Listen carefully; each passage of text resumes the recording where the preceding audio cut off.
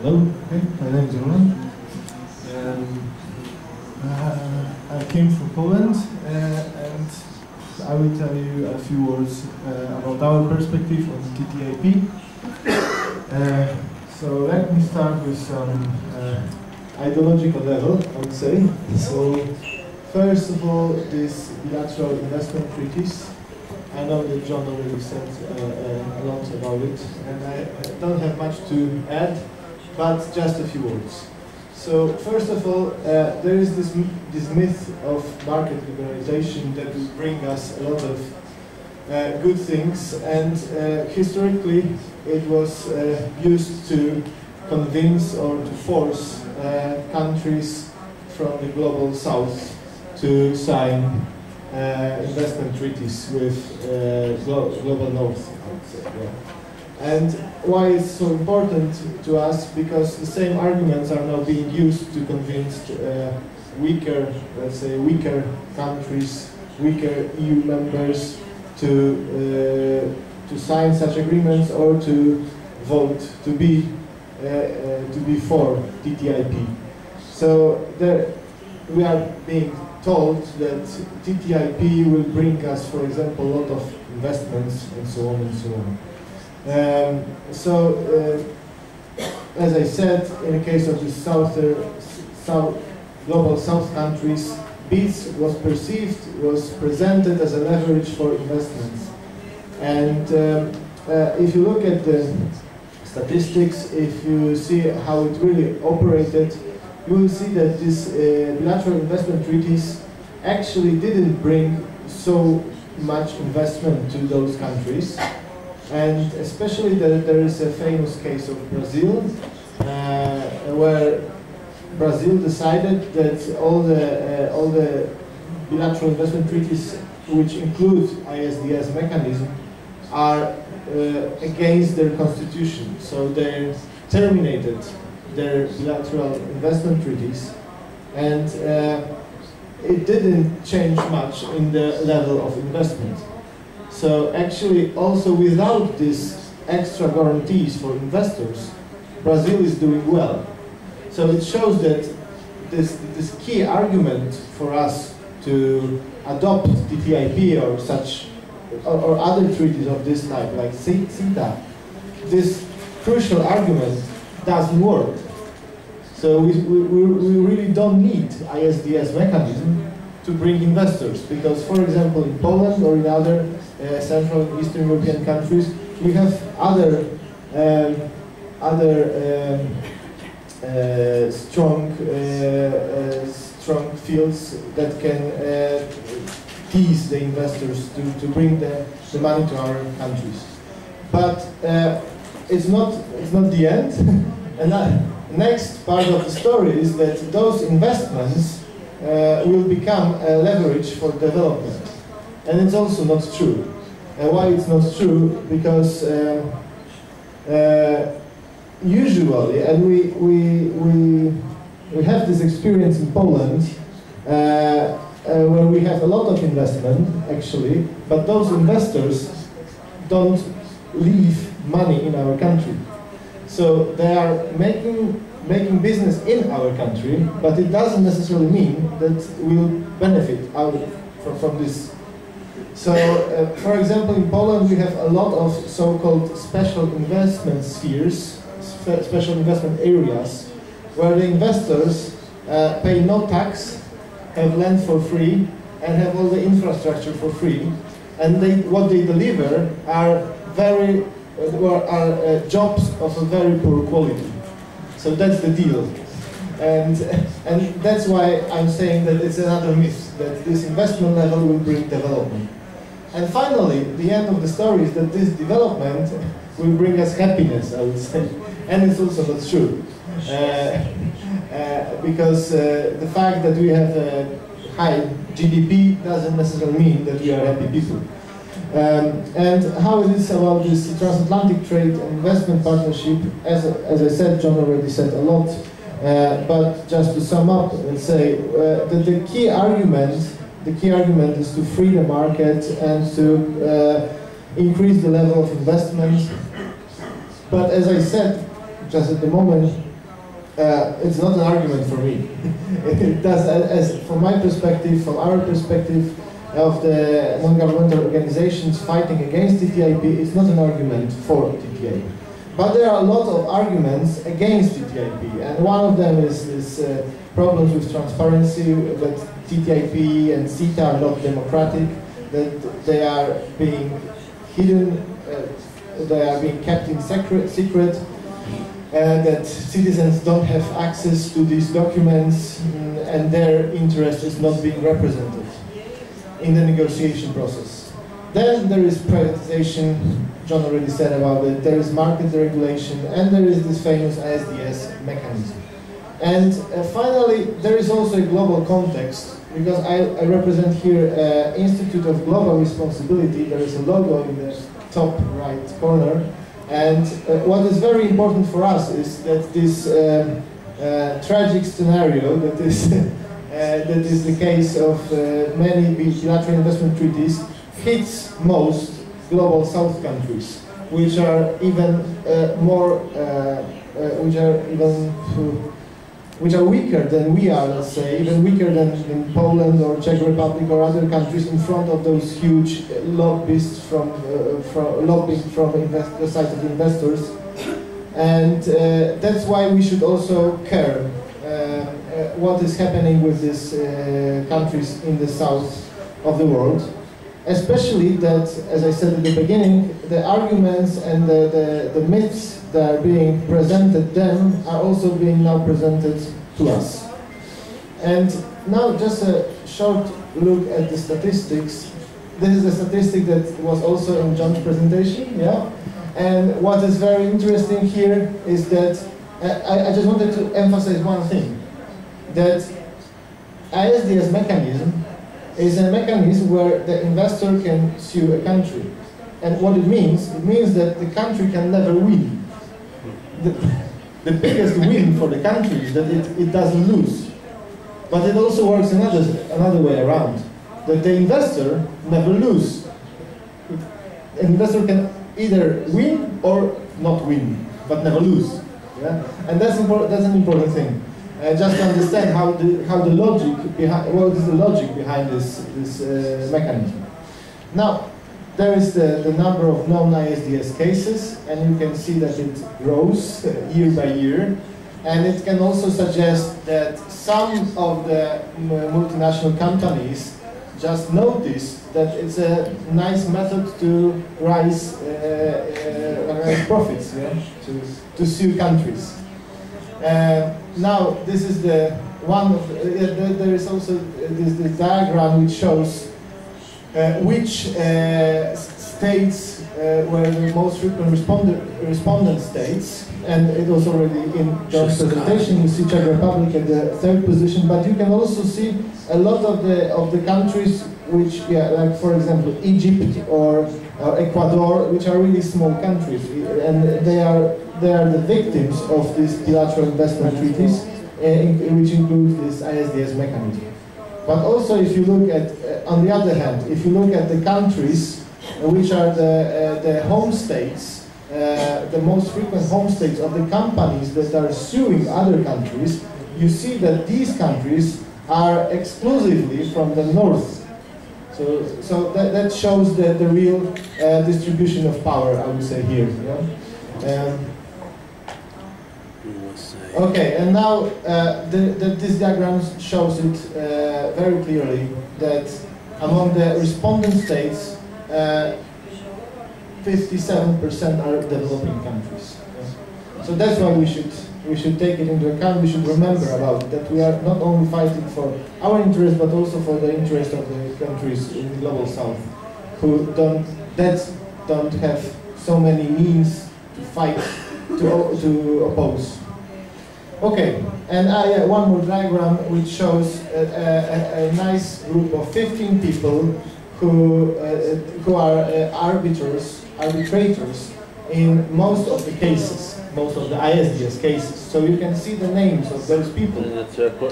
And this diagram shows in how many cases they were present during the same case. So this number of people, this 15 people, have really big power here. Yeah, so we can track it. Okay, but it doesn't change much that we can track it. Okay, then why Poland and other Central and Eastern European countries should contribute to stop TTIP and CETA? Yeah, so there are many arguments. So the European Commission tries to convince us that we should support TTIP, but there is also a number of arguments why we shouldn't. So first of all, it's something that I already mentioned. Is that impact of TTIP on United States direct financial foreign direct investment. Yeah, thank you. So if you look at what is the impact of TTIP of other bilateral investment treaties on this foreign direct investment, you will see that it's not that huge. I mean, if you look at another diagram, you see that the level of investment from United States in countries from our region is not dependent on the fact if a given country has or doesn't have bilateral investment treaty with United States. So at the bottom, you see Hungary, which is one of the few examples, as we said, that doesn't have bilateral investment treaty. But on the other hand, this country has the highest level of United States investment. So, and other countries that have this, for example, Croatia, Bulgaria, Romania, Latvia, Slovenia not, but Latvia, that have bilateral investment treaties, don't have this investment from the companies based in the US. But let me get back to this arguments list.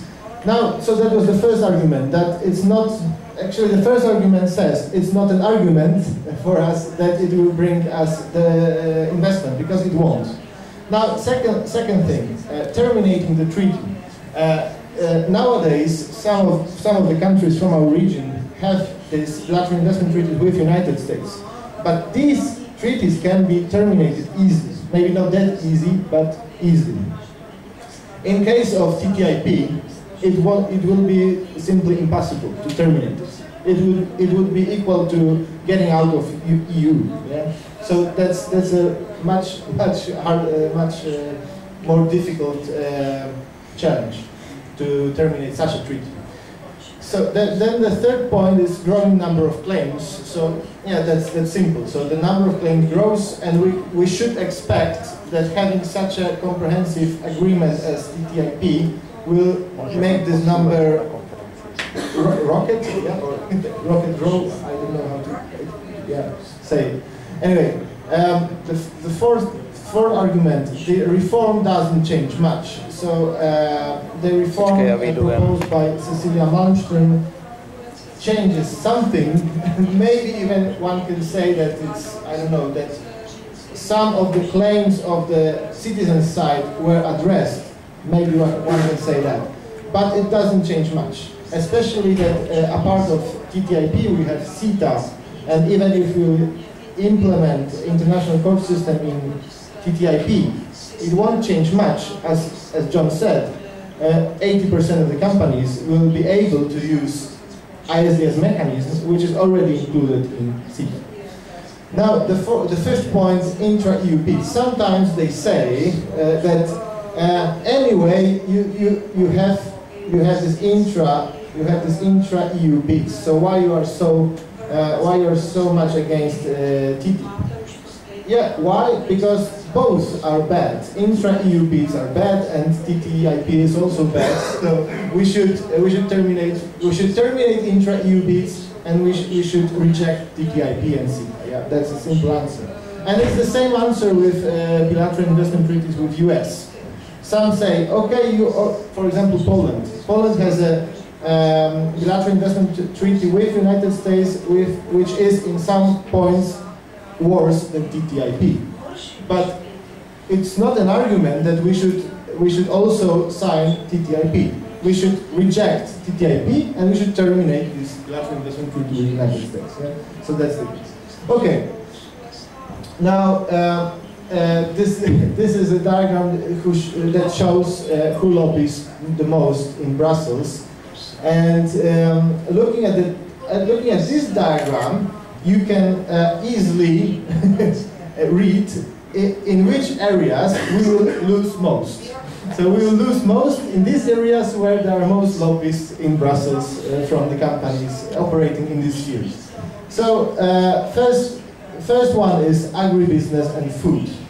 And yeah, just to discuss it quickly, if you look at the farming models in United States and in European Union, you will see that in European Union, let's say, it's a simplification, but let's say that the farms are more often multifunctional and are family farms.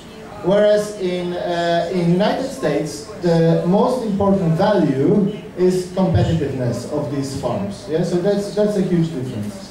Then, if you look at the average area of the farms, you will see that in European Union it's 14 hectares, whereas in United States it's 95 hectares. And if you look at a country like Poland, which is very much dependent on farming, you will see that this difference is even higher. Yeah? So, then information versus no information on GMO, hormones, etc.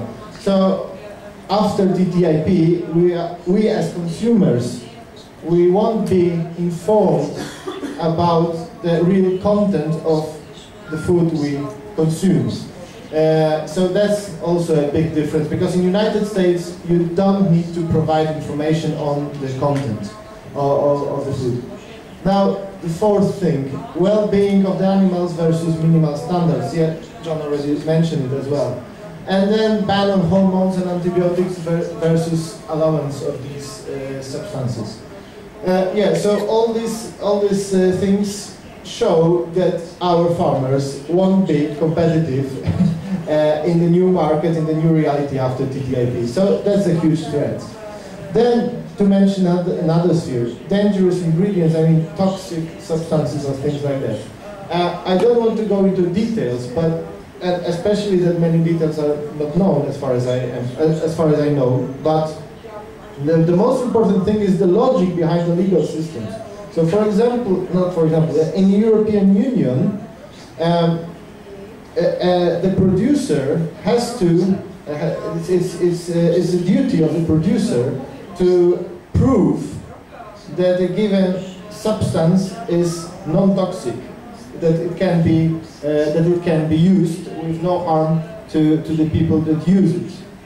Whereas in the United States, the producer can use various substances, and it is the duty of the state or the citizens to prove that it's toxic, for example. Yeah? So it's not only the issue of negotiating a given level of something. It's a qualitative difference. Yeah? It's a completely different logic behind these legal systems. And then other aspects. Yeah, I will just briefly mention one thing, that in Poland it is very often used, this argument that we need TTIP to be independent of Russia. But it's also another myth, I would say, because I cannot imagine any single American company that will jeopardize its profits to win Polish security or sovereignty. So it's, as I said, it's a myth, and we shouldn't use it. Okay, and then also Polish business is not prepared to compete against big multinationals. Of course it's not, and especially that most of the Polish companies are local companies, and they just don't care at this moment. They don't want to make business in the United States, that's one thing, but they don't even consider that they could. So they're not only not prepared, they're even not trying to be prepared. Yeah? It's not their story.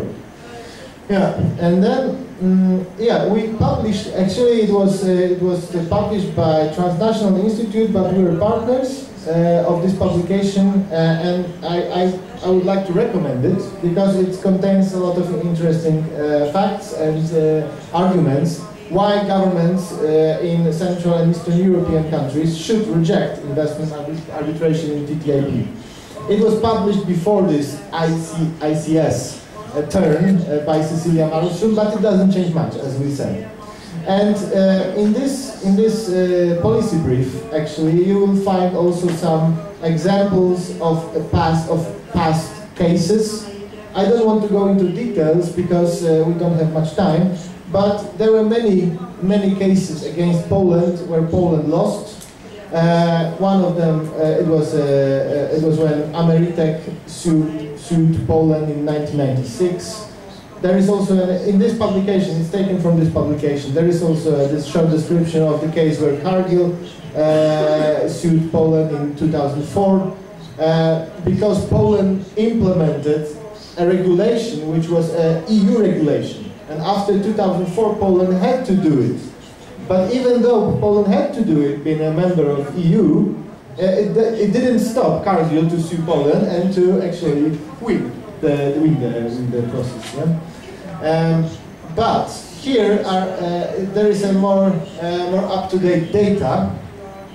So these are ISDS claims against Poland in 2014. Known cases, because maybe there are more, which we don't know, of course.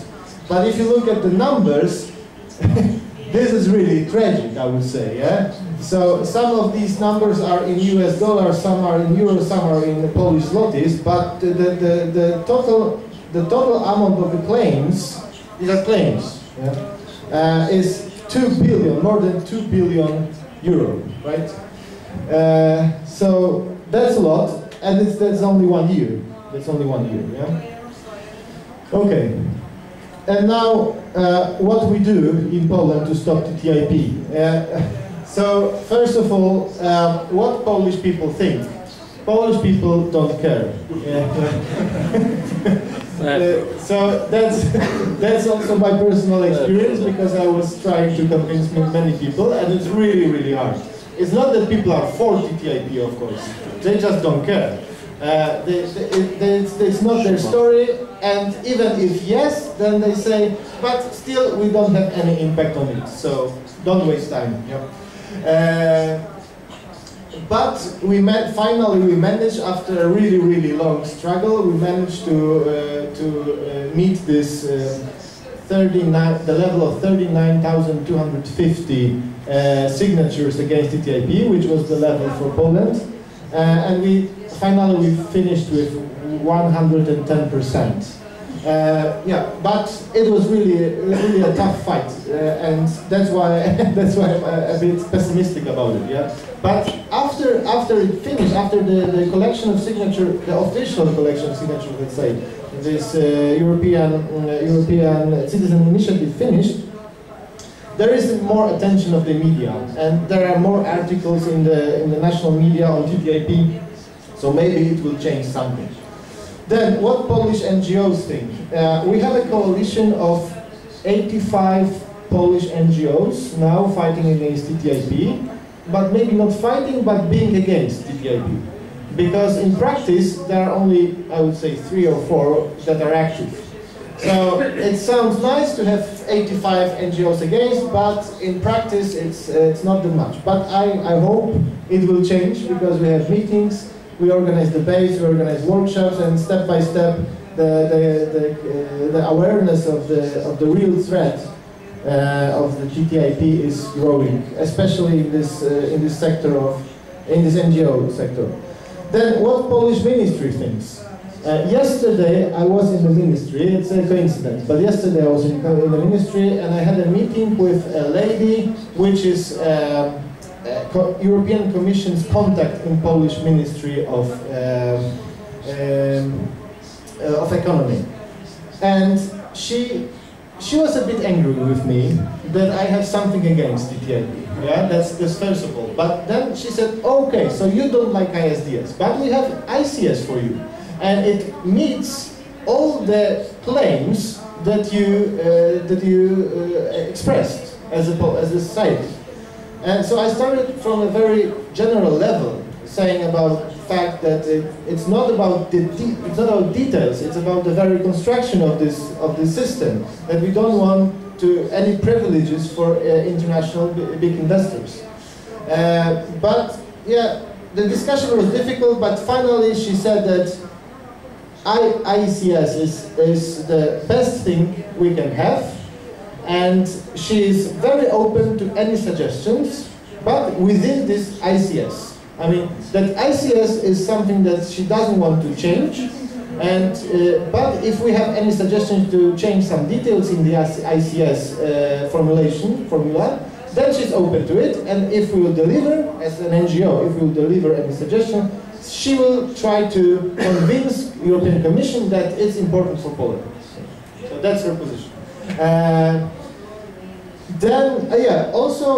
Polish politicians. Yeah, Polish politicians in Polish Parliament. There is a special group, special commission, not commission, a subcommission dealing with TTIP exclusively. And the commission consists of politicians who are all for TTIP. So these meetings, because you can see them, because there is like a streaming, so you can see that these meetings are meetings of the people who all agree with each other, and they just discuss various arguments why TTIP is so good.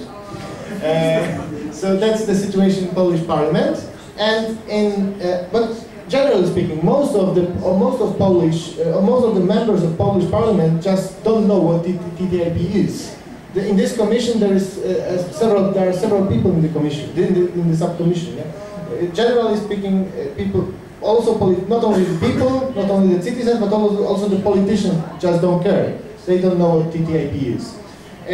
In the case of Polish European Parliament members, it's a little bit better. So they heard about TTIP, for example, and most of them are for TTIP. But in the end, at least there is a platform to discuss anything, yeah, because they read at least something about TTIP. So we are trying to provide as much materials as possible. We are trying to convince them. We send them this policy brief that I presented, and we try to convince them that TTIP, and especially in particular ISDS and ICS are not good for Poland. And some of them, I would say there is maybe 5 of them who are a little bit interested that maybe something's wrong with this TTIP. So there are some hopes, yeah. Yeah, and conclusions. Yeah, I think that the conclusions are pretty simple, yeah, because if you look at the process, what will happen next? I mean, this ratification process in the European Parliament and hopefully in the national parliaments, we should now focus on. I would say lobbying or putting pressure on our parliament members and European Parliament members. So how we can put the pressure by of course by convincing citizens, small companies, middle-sized companies, farmers. It's an important thing for them, that it can change their life. It can affect their real current life. It's not something abstract. It will meet them at their homes. And this is what we are trying to do, but as I said, in Poland it's especially difficult. And if you look at generally speaking, if you look at the statistics in the European Union, if people are interested in politics, and if people are, if people care, Poland is at the very, very end. So we as a society don't believe in politics, I would say. Everyone thinks that he or she is the owner of his or her fate. So it's fate. I mean, it's like we believe in this American scenario that you have your 2 hands and you have to take care of yourself by yourself. Yeah? So that's the Polish attitude, I would say, to do these things, and that's why the campaign is so difficult in Poland. Okay, and that's it. Thank you.